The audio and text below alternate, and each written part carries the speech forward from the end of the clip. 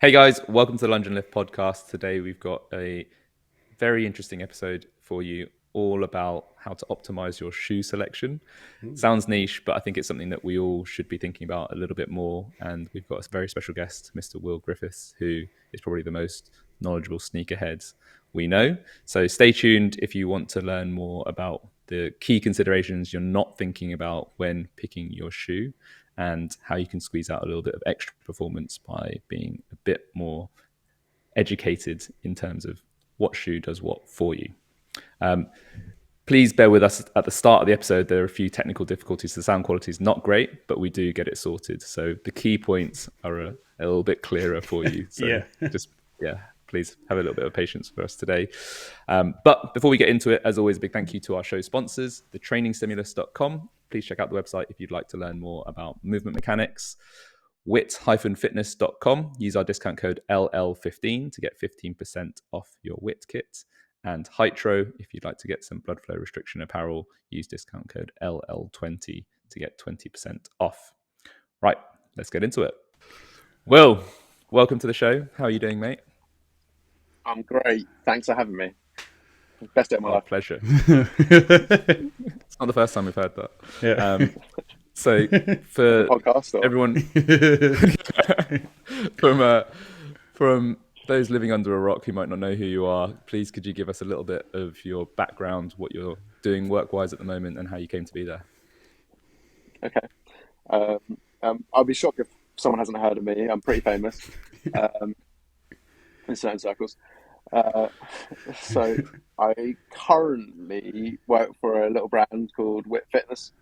Um, Basically, the training retail. Um, I've been here just over 5 years. So I currently effectively run our physical space in London. So both our store, which is my roots, uh, retail expert, um, and now our gym as well. Uh, so I've grown up with the company from just working on the shop floor selling shoes to where I am now. Um, so that's kind of the journey for the last 5 years and kind of gives context to the people why I'm on this podcast, not just a random guy. Um, but obviously, my journey through learning about shoes and learning about feet, don't be weird, um, has, has spanned a few different companies. Um, so I'll do a brief outline on the start because I was very fortunate as a 16-year-old to be allowed to work in a little company called Cotswold Outdoor. So that was basically fitting outdoor boots, um, some running shoes like trail shoes, climbing shoes, all really specific bits of footwear, which was great because only in that environment do people think about shoes in that way. So because of more, a lot of the shoes have to be exactly right because what you're doing in them in could be quite dangerous. So if you're fitting a pair of mountain boots and you get it wrong, that can be really serious. Whereas if you get a pair of Metcons a bit wrong, it's not usually that's that bad. So it was a really good way to ground like me and really good to get a base level of knowledge, which I've then carried on to kind of the fitness industry. Um, because basically it teaches you a few fundamental that you don't get anywhere else. Uh, the first one being that feet are three-dimensional. So, Yeah. like, this is going to sound odd, but hopefully I can explain it. So, a question I still get because I still see serve customers. It's the best part of my job, to be honest. Is people think of shoes as two-dimensional. So, obviously, everyone knows their size, they know the length, um, and then they think about they have a comprehension of the width, but that's it. So you'll still get people say, "Oh, shoes aren't long enough. Sorry, these shoes aren't wide enough. Can I get a longer size?" And they forget that their feet have a depth to them. So a big one in our industry is that um, the Metcon isn't a very wide shoe. When actually it's quite wide. It's wide enough for most people, but it's not very deep. And so there's this massive misconception that no one gets how to fit these shoes because they've thought of them as a piece of A4 paper rather than a foot that has Mm. to be fitted into a shoe.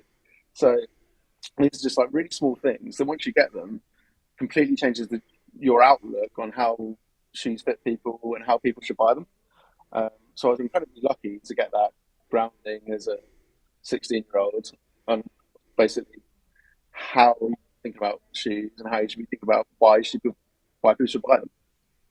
Nice. That definitely makes sense to me as well, because it's like when I think about Metcons, I kind of did used to have that thought of they're not really that wide for me, and I've got wide feet. I've got quite flat feet. Nanos fit so much better for me. But now just thinking about how the shoe is made and how the top part of the shoe is, I can see the difference, and I now understand why. So I didn't understand until now why Nanos are a better shoe than Metcons, in my opinion.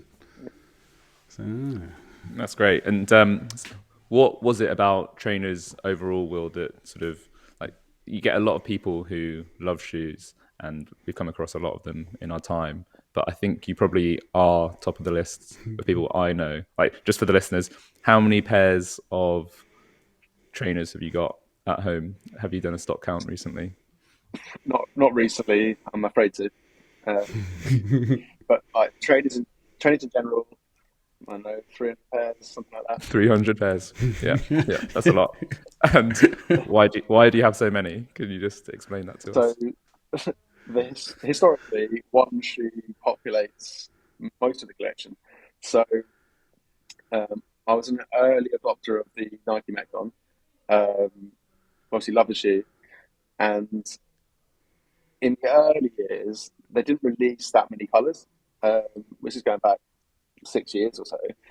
Um, they released 15 colors a year, so it wasn't inconceivable that you could get all of them. So when it's possible to get all of them, you want to complete the set.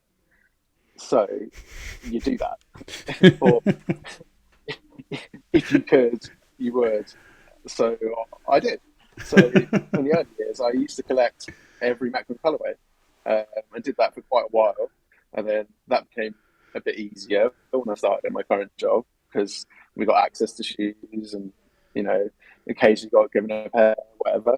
And so that resulted in a collection of like 120, 130 pairs of Nike Metcons. wow. So one shoe throughout the years is the majority of the collection. But obviously, I'm very fortunate that I get a lot of shoes from other brands and I wear all of them. My rule is if I get a pair of free shoes, I will wear them. Um, so, and I keep most of them and it just grows and grows and grows. So, uh, I'm a really good person to talk about training shoes because I am all of the brand's perfect customer. Great. That's amazing. And yeah, that's why you're on today, to be honest, is that you have kind of seen it all. And I think the shoe market in the fitness industry has changed a lot over the last 10, 15 years, maybe. Could you talk us through some of the key trends as to how the manufacturers have changed their approach to creating a shoe and what that means for the customer?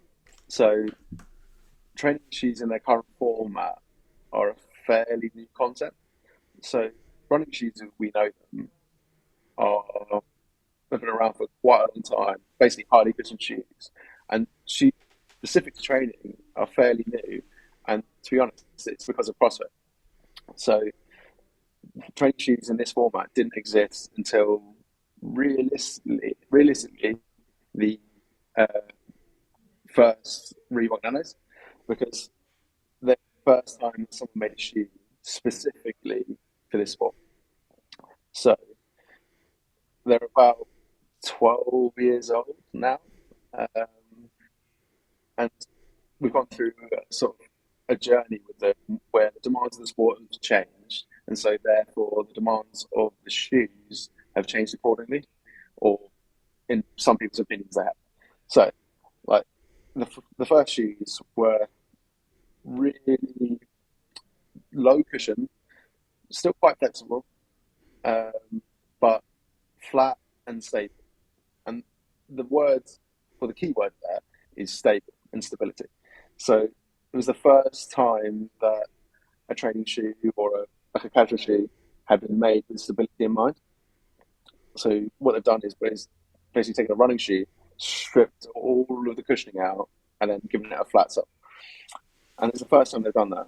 And basically, that's kind of where it stemmed from. Just to give a shout out to another brand, Innovate accidentally made a great shoe for this sport. It was actually a road running flat, which was a flat shoe with hardly any cushioning, which was actually awesome for CrossFit. But I don't think they did it on purpose. But thank them to that. But basically, the gist of the story of these shoes is that as we've gone on from sort of that time 12 years ago, where the shoes were fundamentally just flat, stable, not very cushioned shoes, the complaint from particularly consumers, and there are absolute reasons for this, is that the shoes weren't soft enough, they weren't cushioned enough. So as we've got to present day, a lot of the training shoes have had more cushioning put into them. So they're softer than they were sort of 12 years ago.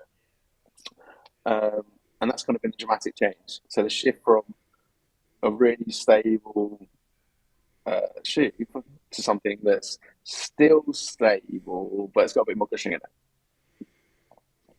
And what's the downside to that extra cushioning? Like, is there a trade-off that's being made there? Yes. So anytime you put cushion into a shoe, it makes it less stable because there's material in that shoe that can compress. And if it can compress, it can move and breeds instability from that.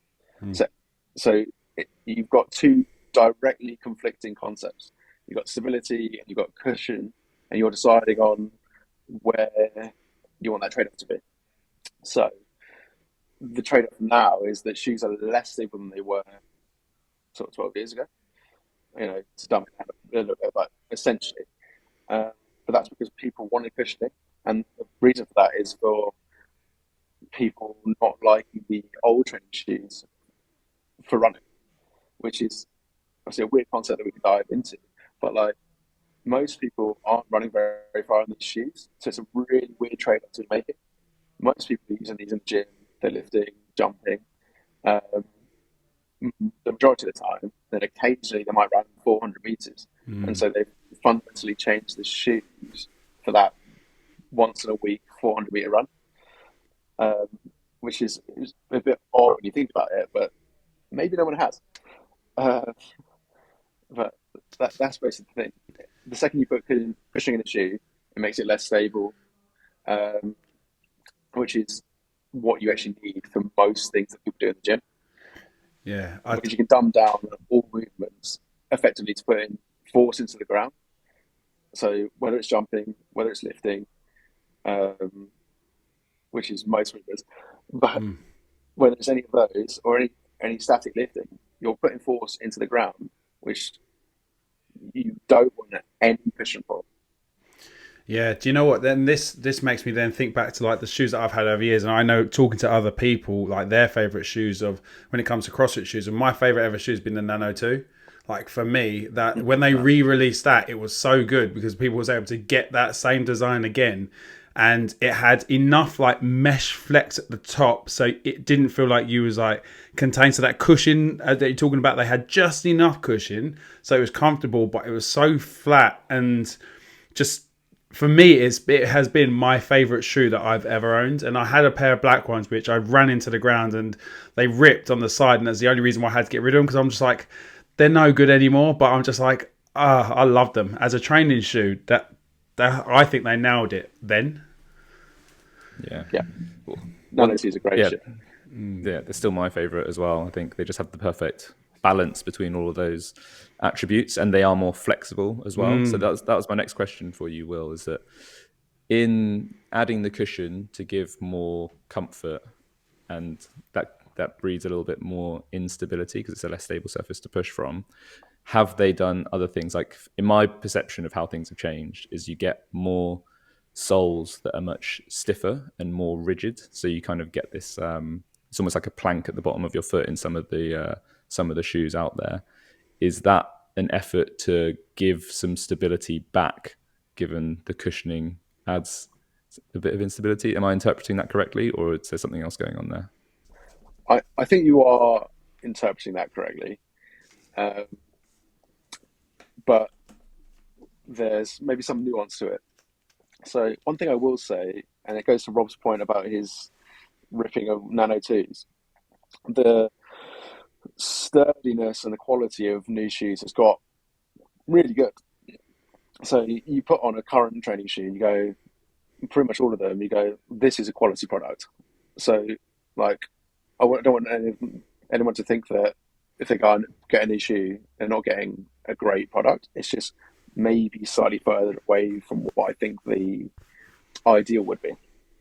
But yeah, like a lot of manufacturers, I think, are torn somewhere between competing what people are asking them to do by putting more cushioning in, and either they're just stuck somewhere and they're developing these shoes and this is kind of what they're coming out with, or they know that they actually only need to make them stable, they don't need the cushioning, and so they're trying to do the best of both, and like that's fundamentally really difficult. So I have a lot of empathy for that, because it's hard to do both those things, and it'll be really hard to come out and say as a brand, I'm not going to listen to you, I'm not going to listen to our customers, Yeah. this is what we're doing, and because like you got to give a customer what they want. I don't want to say they're always right, but they're the people that we care about. They're the most important people. So you kind of got to do what they're asking for, but you'd probably be better suited explaining why you've done what you've done if it's different to what they want. So I think it's just everyone's just stuck in this really difficult position. We've got to a point now where we've kind of got strayed away from what we used to have, but there's no way to go back, almost. I guess that's why when it comes to, like, say, more like barefoot shoes, why they haven't really taken off within the CrossFit space, because everyone's looking for stability, everyone's looking for a better jump, squat, all this stuff. But they like, say, the Vivos, just because I've got a pair of them, and that's why I'm going to just say use that as an example. And I've had Vibrams over back in the day, but like they had their phase in CrossFit, but they didn't last. So there must be a reason. When you say that the customers are always right, it's like they were given this completely stable surface and they didn't want it. And it couldn't have been just for that 400 meters every week. Like, it couldn't have been that, because otherwise people would suffer if they knew surely they would, if 95% of their training was sweet and once a week or maybe twice a week they did a little bit of a run. You maybe wear a different shoe that day, but every other day you wear that Vivo. So it shows that it isn't the answer. Well, I think. What do you think? Yeah, I think we could have a better holistic view of what people wear, and you're right there. So like, and this goes back to people selling shoes. So people like me, or all trainers, or everyone inside gyms, is the fact that it's no one thinks of it holistically. They almost just say, "Oh, when you got a new client, I'll go and buy this shoe. This is a great shoe," and they're not wrong. Like, they're all pretty awesome shoes, but they should go, "Okay, you'll get this shoe. You'll need it for these things. You'll need this Metcon, for example, for most of your workouts. Fine, but we do this workout once a week. Get this particular running shoe because you can still train in it, but it's a lot more cushion than your other shoe. And then in 2 months' time, when you get really interested in weightlifting, here's a weightlifting shoe." Like, so, and if you approach it like that, obviously the negative is the cost, because you're having to buy sort of 3 pairs of shoes. But genuinely, those 3 pairs of shoes will last 3 times as long, ish. Yeah. So they'll get a much better service. They'll get a much better service from their trainer if that's what they encourage, and they'll get much better performance. And that's the kind of the beauty of training in its current format, thanks CrossFit, because everyone cares about the performance, and that's like really interesting, and that's what keeps people going. So if we were sold on this to say you would actually be fitter with these shoes on, which some people have tried in the past, but if you said you're going to be fit with these shoes because you're wearing three different pairs, people would actually do it. If you said you're going to perform better because you're not wearing a training shoe for this particular workout, people would actually do it. Mm. So it's definitely that education process is in as like what you're saying. If the consumer was actually able to understand that, okay, buy the Metcon for your classes, and then when you've got your running workout, just like you do when you have your weightlifting workout, you don't keep your runners on, you don't keep your Metcons on. Well, you might do, but you'll put your weightlifting shoes on. And like you've already like it's a clearly obvious thing, but I think where we're still transitioning people from the fact that they work out and start running and that's their way, and they think, right, I can now do everything in a running trainer. We're now trying to transition CrossFitters and people that within that train functional fitness space as well is saying, okay, you already have taken the right direction.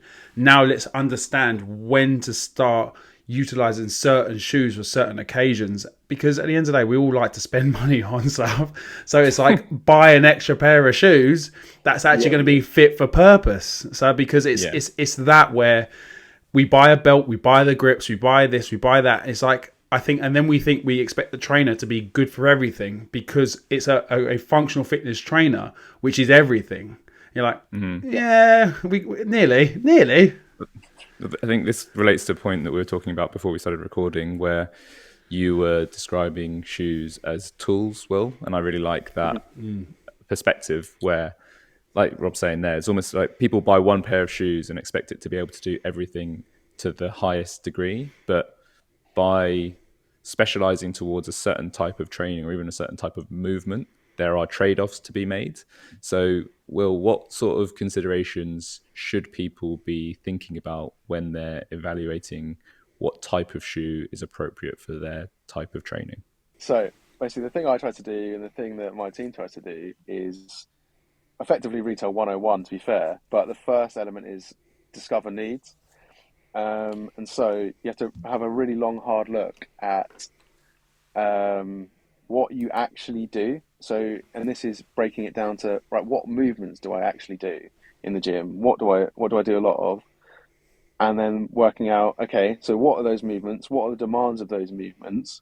And then what do I need to service those? So if someone's doing CrossFit, it's fairly easy because like there's a breadth of movement, so we can assume that somewhere between there we know what they're doing. But even then, like there are certain gyms, so like you could get a certain gym in central London where unfortunately you don't get the opportunity to run twice a week because it's just so busy. Then you might get gyms outside where in certain locations they run 3 times a week because like there's basically no public to run into, let's say. So that person might look and go, oh, I actually want this shoe because I need a little bit more cushioning. We do run quite a lot, whereas other people might not. So it's really specific to the person, but that's kind of what you want because not everyone's the same.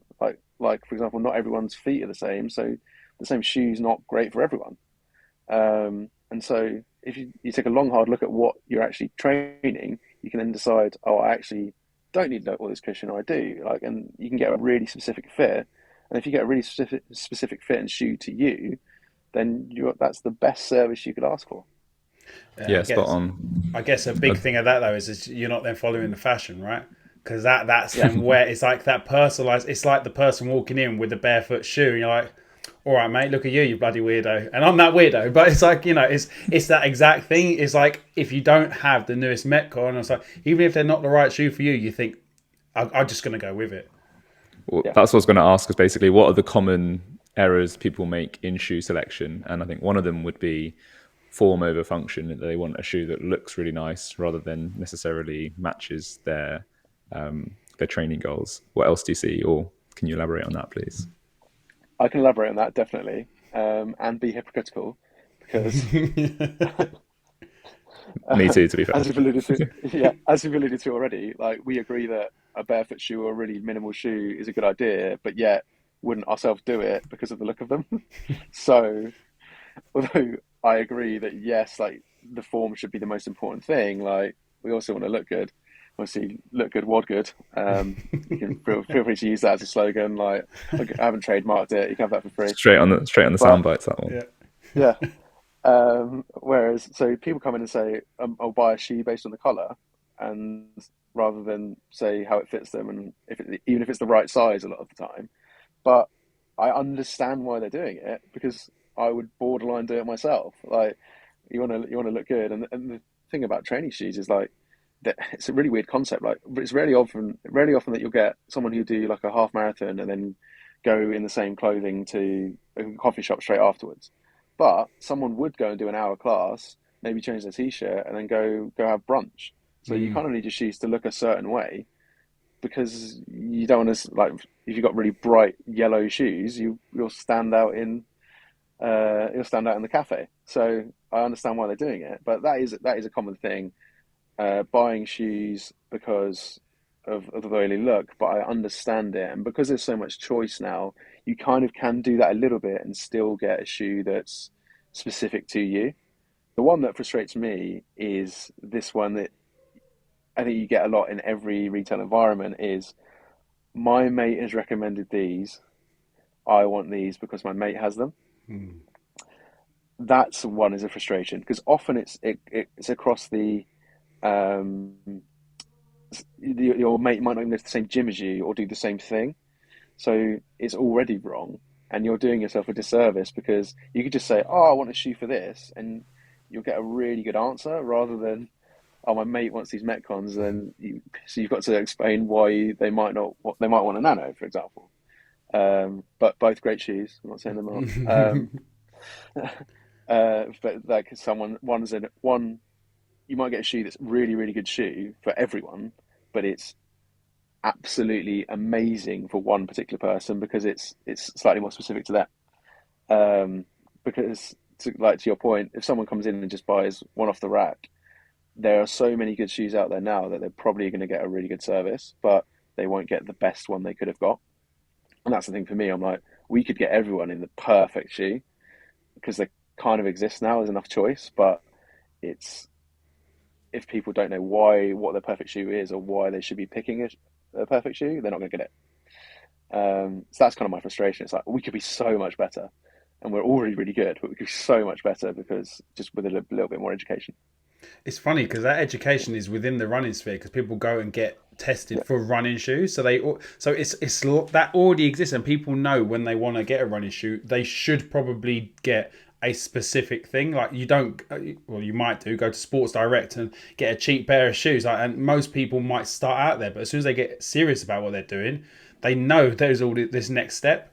And I think where you've mentioned earlier about how we are still in the infancy, really, within the training shoe sphere, the message that you're saying there about, that specificity for your shoe to what the task you're doing is still to come through. And I think once, I feel like WIT I feel back in the day, back in the Shoreditch store, when they had the platform downstairs, and if you had a pair of shoes on that platform, you kind of like use a barbell in a way. I know it was a lot for show, but it's like, it feels like that could be like a mini movement in it to see, does this feel right for you to move in, not just to walk up and down, do a little balance on one foot. Does it feel good? That classic, I'm wearing my new shoes thing.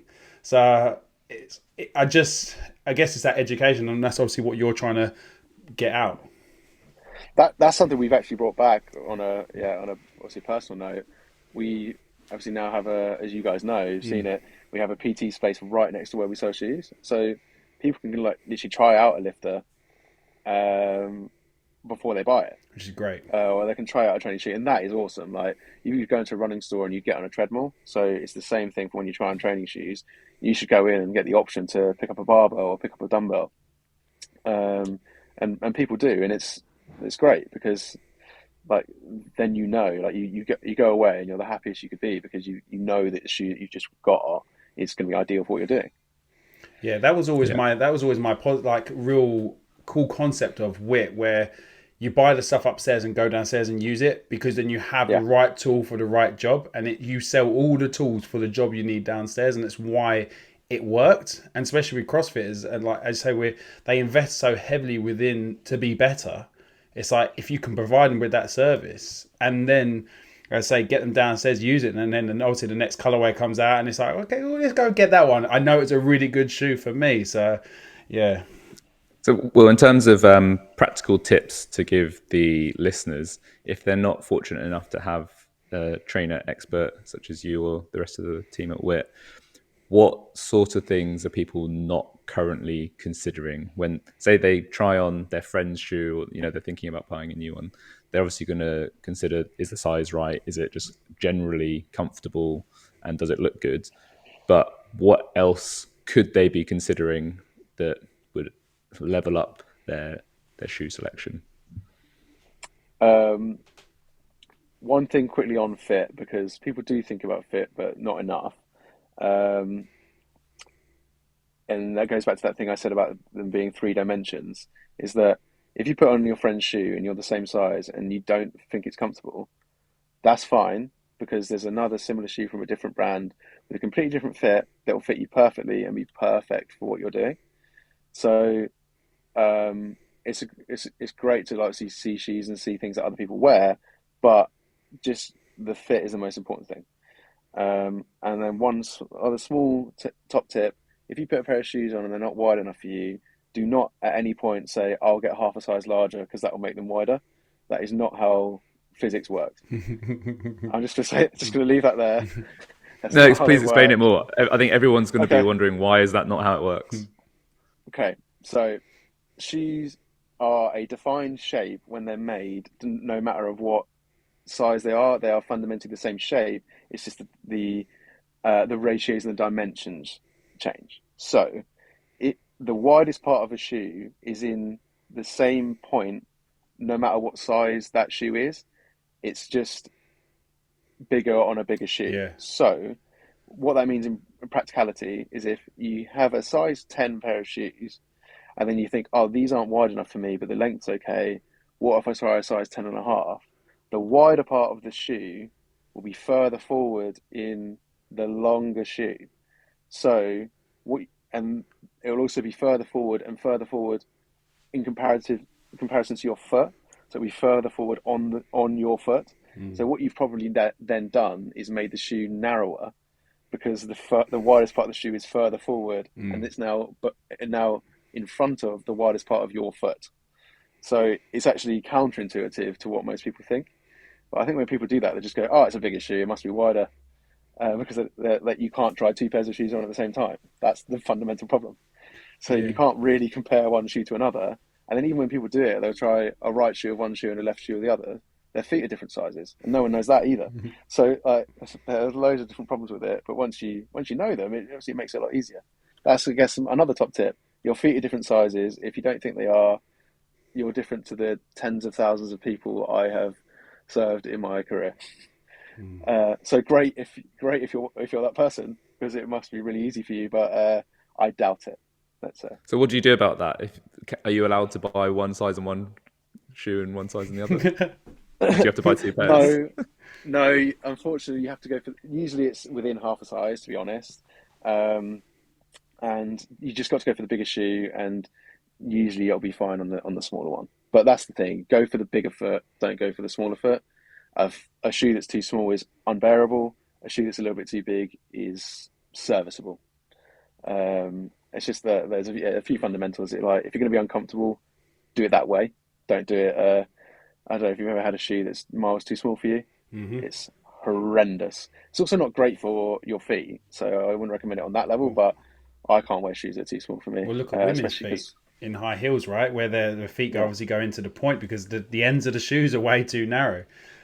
yeah, So it got me thinking then. It's like, I guess, unless someone's talking to someone like yourself, but understanding what shoes are great for, say, narrower feet, wider feet. Just like when you go into a clothes shop and you can get slim fit, regular fit, wide fit, over. So you get all these different choices which people can associate with what they have to wear. But I guess with shoes, because it's just 10 and a half, 10, 11, it's like they haven't got that education behind it. So have you got any recommendations? It is obviously a very blanket, but if you've got a known narrower foot, a wider foot, or what would be your go-tos? So one is, for people to step back and have a think. Oh, is my foot wide or is it deep? And once you know that, it's actually quite easy to work out. But yes, like of the big brands, like a Reebok Nano is obviously I will talk about it because it's one of the first training shoes, and we owe a lot to that shoe. Um, it's a deeper shoe. It is quite wide. Most training shoes are wide, which is fortunate because they means they fit a lot of people. But a Reebok Nano is quite wide, but also quite deep, so it's really accommodating for someone with a wider foot. Conversely, a Nike Metcon is obviously the other big one. It's not as deep, but it is still quite a wide shoe. So if you've got wide feet, but they're um, quite shallow, like, which is kind of why I can wear them because my feet are wide and my toes are horrendous. I can wear Metcons even though because my feet aren't very deep. So they're kind of big things. But as soon as you're thinking in that way, you can look at shoes or even try them on and work it out. So once you know that that's a concept that exists, you actually don't need my help to that point because can then think about yourself, and you're actually as long as you know what you're looking for, you can look for it. That wasn't as profound as I wanted that to sound, but brilliant. Clip that. Yeah, basically, once you know that this is what you're looking for, you'll find it. No, it's still not great, but you get the idea. We get it. The thing is, I think people then just need to actually start thinking about their feet rather Yeah, than, as you've pointed out a few times, is also having that thought about the depth of the foot. And to be honest with you, it's like I don't think I've ever thought of that. Even though I found the shoe that works for me because it's where my feet feel most comfortable.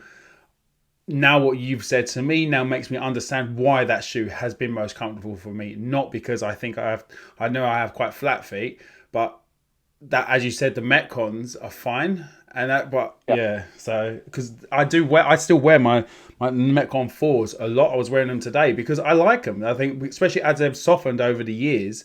This is also the other thing. I think, when you're talking about you trying on your mate's shoe, but if they've been wearing it for a while, it softens out anyway. Which is what I found about the Rads. Because so when I put on a pair of Rads, I felt like they were a shoe that I'd had for years. They just felt so comfortable straight away, and I'd never had that in a trainer, and I was really surprised by that, and I was just like that. But then that kind of made me then think about when you brought to the point about comfort. Then they've obviously lent into that side of comfort quite a fair bit. yeah. Oh, here's one that is a bit profound. Um, Most people can't describe comfort, but what is comfort? Comfort is the absence of discomfort. I So like that. Yeah, yeah, yeah, Yeah, there we go. um, For, nice. so for, yeah, I for know that one's me, good. for me, the Rads, it felt like it hugged my foot the right amount, just Yeah, enough that, and like the tongue on on that shoe, as compared to any other shoe that I've had on, they've just nailed that bit for me. Like it just mhm. felt right. So I don't know. Obviously, yeah. And like, That's great.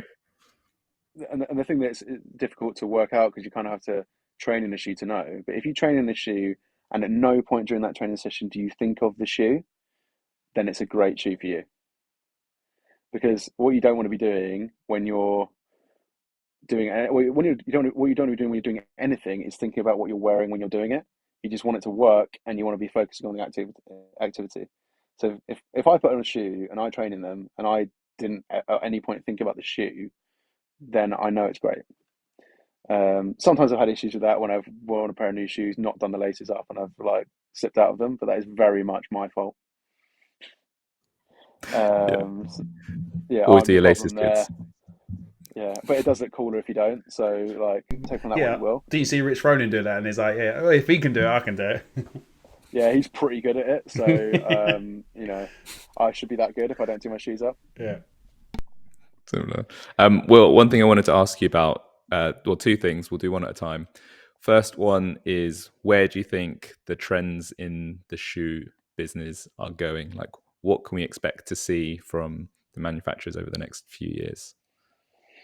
Um, Bit of a broad question, but the answer is broad, and it's kind of what we wanted the answer to be. So there are more brands than ever, more training shoes than ever, and most of them are awesome. They're just a little bit different. So some brands have really lent into, and it's kind of the more established brands have lent into putting that more cushioning in, as we talked about earlier. Which I don't want to demonize that, because it, as I say, you put on all of them and you go, well, this is a really good shoe, or I do with most of them. And a lot of shoes are going into the more cushion route, which is fine. It's just a little bit different. But we're really blessed to have a lot of brands which are going in a completely different way. So to name drop one or two, you've got things like the Strike Movement. Haze is the shoe. It's not got a lot of cushioning in it. It's really flexible. It's kind of like the Nano 2 from years ago. And I personally love this shoe. I know we spoke about it in the past, but it's an awesome shoe because it's kind of what I want from it. It doesn't have much cushioning, but has just enough stability. It looks great, and that's kind of the way that another example is Puma have gone that way. Is like there's not loads of cushioning in that shoe, but I love it because of that reason. And if you understand that that's not the sole goal of a training shoe to have cushion, then you'll love it too. So there's a lot of different brands doing different things, and that's kind of actually what we want, because choice is good because we're all different and they all fit differently and we've all got different feet, and that's kind of the way. So brands are going in different routes, but that's good. So it's basically still that question, cushion or stability, but some different brands are leading into it differently. That's Um, great. Yeah, I think it basically comes down to catering to what the individual wants are. So as you were saying earlier, if you get clear on what you're looking for, then you can look for it. yeah. But Oh, that's the so much second better than what I said. the second question, which is very related, is that you might get a job out of this answer actually, is if you were a shoe manufacturer, what would you be doing to create the new best shoe out there? I'd ask my opinion first of all, but secondly, it's as long as I would understand the sport, and that's something I'm not. And I understand the difficulties because, like, the teams that design shoes in companies are maybe not as big as we all think they are, but some of them are more open to asking questions than others. So obviously, I have had some come contact me and ask my opinion, and it's basically as long as you really understand the sport that you're making something for, um, which kind of from this conversation maybe no one does, but even us, maybe no one does. As long as you really understand that, then you'll whatever you come up with, you'll get a good product because you've designed it knowing what you're designing it for.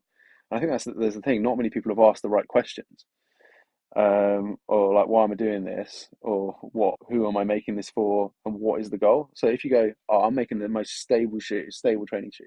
That's what we're doing. We're a stability brand. Whereas this is a stability shoe. Great, you'll get a great shoe. Or am I making the most cushion training shoe? It's going to be comfortable, it's going to look great, but it's maybe not the best for maxing out my clean and jerk. That's also great. It's just different.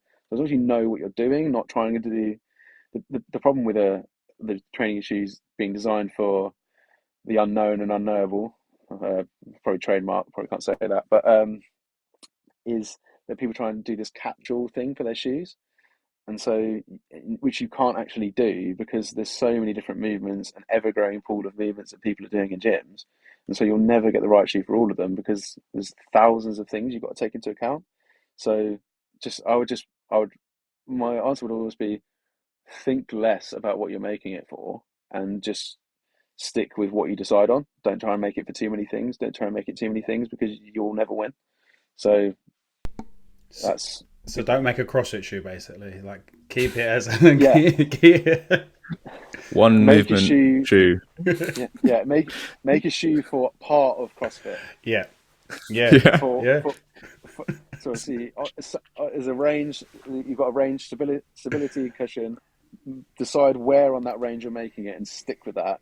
Don't think you can do all of it, because you can still like weightlifting a pair of running shoes. It's still possible. It's just not as ideal as a weightlifting shoe. Like you'll still make a shoe that's good for everything. It's just you'll be really really good at some things.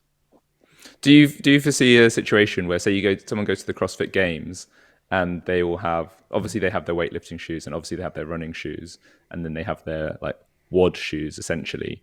Do you think there's going to be a subset of WOD shoes depending on what the WOD is? So say there's a lot of lunges, they would wear a different shoe compared to if it was a heavy deadlift centered WOD.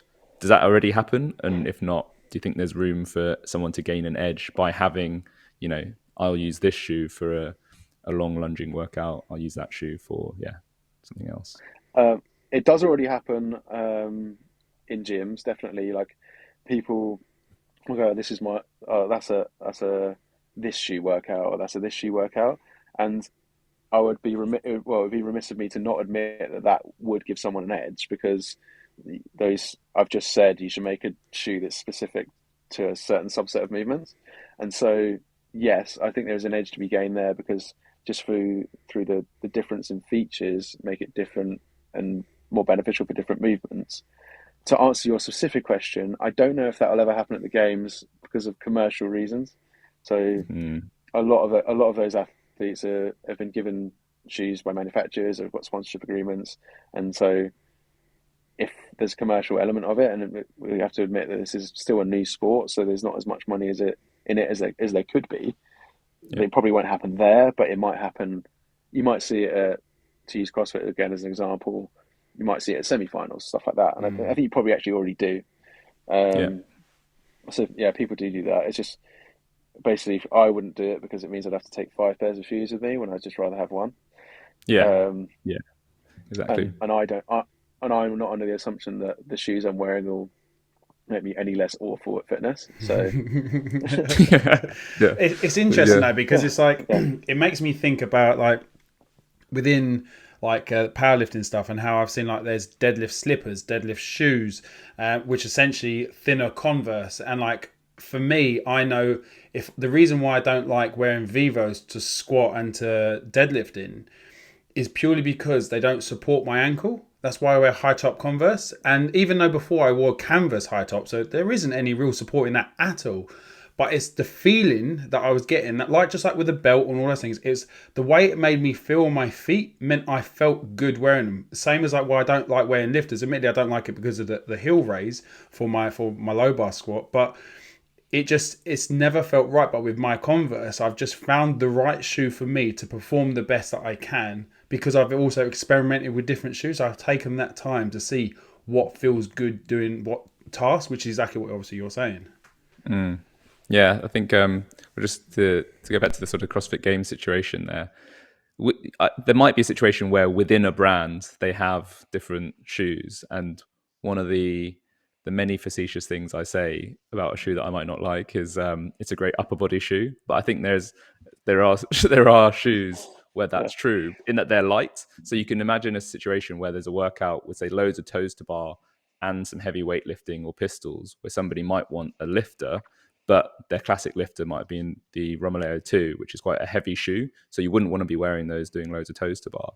So they might choose the later Nike weightlifting shoes, which are lighter in that it is more of a hybrid. And if you had the freedom and budget to choose any exact shoe, there are these sort of small trade-offs in that. It's not quite as good of a weightlifting shoe, but it is a bit lighter if you're swinging around on a bar in the same workout. And I think if you are trying to be the absolute best of the best, every little edge you can get, if you have a lighter shoe for your toes to bar, it is going to save you a little bit of energy. It might be the tiniest amount, but that could be the difference between a position on the leaderboard. So I think I've talked myself into this now, in that there probably is a business case for ultra specialization of shoes depending on the specific workout prescription. Yeah, I think so. Although, I don't want to batter your specific example, but have you ever done toes to bar in like really, really heavy weightlifting shoes? Like just the pendulum effect is absolutely awesome. Yeah, I mean, it probably takes more energy to start that pendulum than just having lighter shoes in hindsight. But it's largely irrelevant for me. How often do I do toes to bar? Never is the answer. But yeah, I think there is. It's just I guess there's a question of whether it is commercial because of how many people would buy that such specific shoe. Tricky, but it would be cool if they started doing them, or if if brands made concepts for like the CrossFit Games, that would be really really interesting. And like people that loves trainers too much, such as myself, would be like all over that, to be honest. So that would be cool. And then kind of obviously it builds off the back of that. I've got another soundbite actually. So a common question is, which is the best training shoe? Or which is the best shoe? You get it in all industries, but obviously specific to me, what's the best training shoe? The answer is the one you like. Because True. if you, they're all good. If you like it, it'll be the best one for you. You'll put it on and you'll love it when you wear it. So, what's the best training shoe for me? The one you like. That's one. Snipped. There you go. Yeah. I think that's a lovely point to go on, mate. I'll let you finish. It's not my best one, but it is also an amazing. Yeah. And on that note, we've got to end the episode. Well, on that note, we've got to delete the episode. Shit. No, but seriously, thank you so much, mate. I think that's really helpful insight. It is a topic that I think doesn't get enough attention. I think most people know I'm very interested in foot mechanics and how that relates to performance and pain and injury. And shoes are a massive potential help to that. So having a bit more insight and understanding of what people should be looking for and how they can actually leverage it to their advantage has been, hopefully very useful to the listeners. So thank you very much for your time. Yeah, thank you, mate. That's And a question, Ash, to you then, based on, because I've taken a lot from kind of what Will has said. Have you had recommendations to clients of shoes that you've said in the past that now you might actually now say, actually, I'm going to think a little bit differently about it? Just out of curiosity, because I guess you would recommend shoes to clients when they're starting out. What, as in light of this episode? Is that what you mean? So like, have you now thought about it in a slightly different way? Yeah, I think I didn't give enough attention to the depth factor of the shoe, because obviously I see a broad spectrum of different types of feet, and one of the key distinguishing features of one person to another is their natural resting arch height.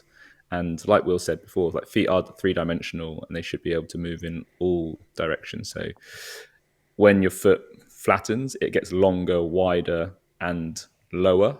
And then the opposite happens when you step over it and it goes into the back foot of gait.